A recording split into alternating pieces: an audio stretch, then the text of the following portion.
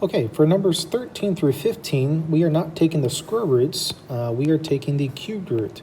So let's make sure we are paying attention to that.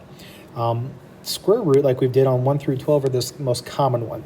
So technically, on all those, there is a 2 hiding here. We call that the index, and in this case, because the square root is so common, we just assume, hey, that's the square root.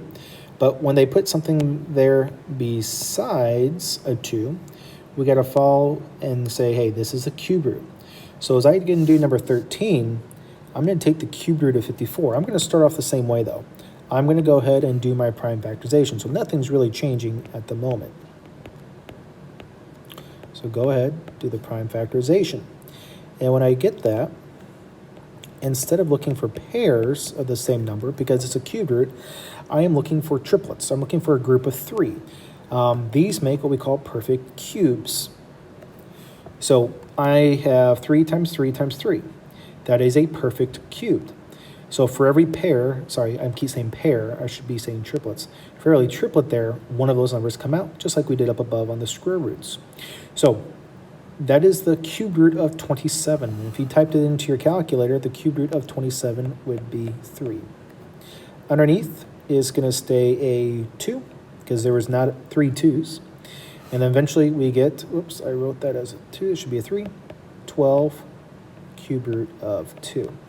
At the very beginning, I forgot to write my little 3 right there. So please make sure you're watching small things like that, because it can't go from just the cube root to the square root. Make sure you carry it on. Let's do another one. It's a cube root, so 64, started off, I'm going to do 8s, 2 and 4, 2 and 4.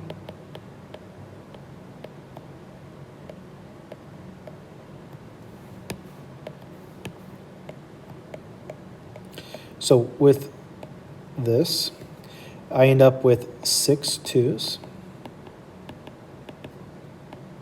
Okay, and I am looking for triplets. And it just so happens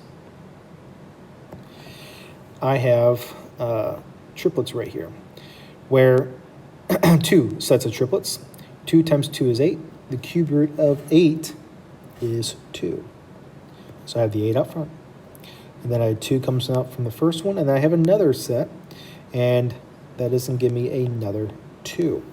64 is actually a perfect cube. 64 is 4 times 4 times 4. All right, and that is 64, and the cube root of 64 is a perfect cube. So the final answer is 32. On the last one, 250, I start off with 10 and 25, 2 and 5, 5 and 5. So the prime factorization of 250 is 2555. Triplets, right there. For every triplet, 1 comes out. So I bring out a 5, and the cube root of 2, and eventually negative 35, cube root of